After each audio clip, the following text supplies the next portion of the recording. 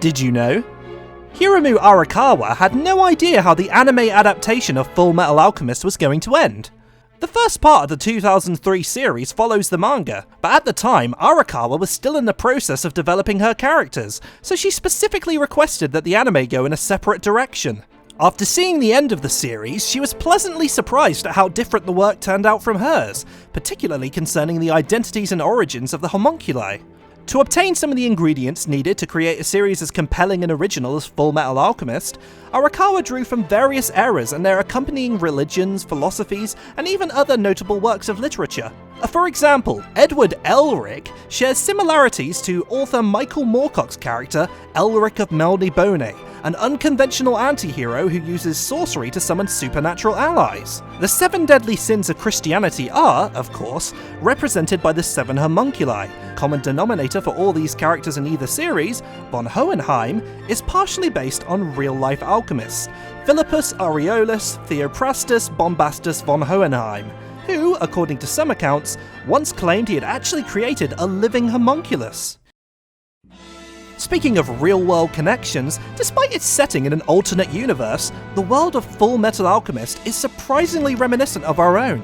The first series takes this more literally, as seen when Edward meets mirror-world versions of Maze Hughes and King Bradley in The Conqueror of Shambhala. Both instances are somewhat ironic. Hughes in our world during World War II is a Nazi officer, and Führer King Bradley is recast as the famous anti-Nazi filmmaker Fritz Lang. Less explicit examples of real-world parallels can be found throughout both series, however. Brotherhood has many that were left out of the first anime. The ancient nation of Xerxes in Fullmetal Alchemist shares its name with real-world historical figure King Xerxes I, ruler of a once great empire. Though they differ on details, ancient Greek accounts suggest that Xerxes was murdered by one of his officials, who in turn planned to divide the empire amongst his 7 sons. Sound familiar?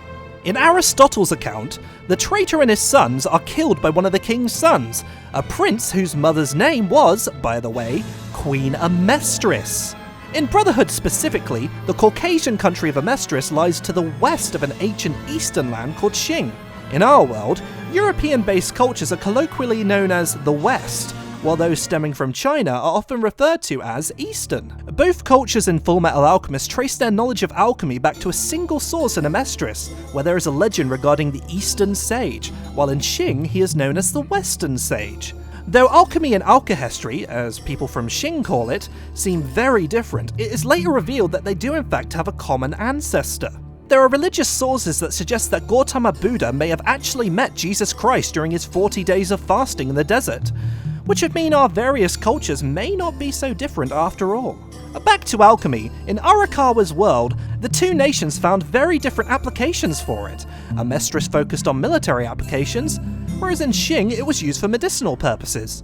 Looking at our own history, we attribute the invention of gunpowder to China.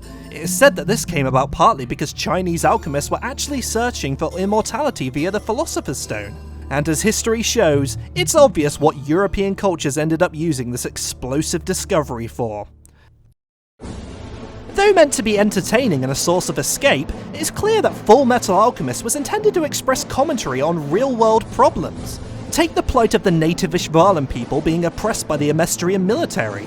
Similar burdens of social stigma and government-endorsed discrimination were long carried out by the indigenous Ainu people in Arakawa's home nation of Japan. On the lighter side of things, did you know Al's name is a play on words? A Japanese pronunciation of Al ends up as Aru, which is also the pronunciation for the hiragana meaning to exist. What's more, Aru specifically denotes non-living beings or objects, as opposed to Iru, which is used for people or animals. Sorry, Al.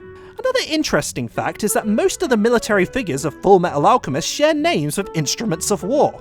There's the P-51 Mustang for Colonel Roy Mustang, the FJ-1 Fury for Sergeant Kane Fury, and the Mi-28 Havoc for 2nd Lieutenant Gene Havoc. Much like 1st Lieutenant Reza Hawkeye, the Northrop Grumman E-2 Hawkeye has long been valued for its tactical roles of early detection and support.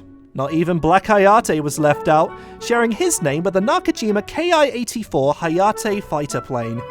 Wow, Hiromu Arakawa sure is mindful about names. What's that? Hiromi Arakawa, you say? How about that? That's all for today. Don't forget to subscribe to us on YouTube and follow us on Facebook and Twitter. Make sure you also check out didyouknowanime.net, where we post anime-related trivia every single day. And hey, if you like Fullmetal Alchemist, why don't you go check out my abridged series, Nullmetal Alchemist, right over here, yeah. It's not being updated right now, it's currently on hiatus, but hey, there's like 12 episodes, and it's rather good if you like British accents and silliness. So there's that.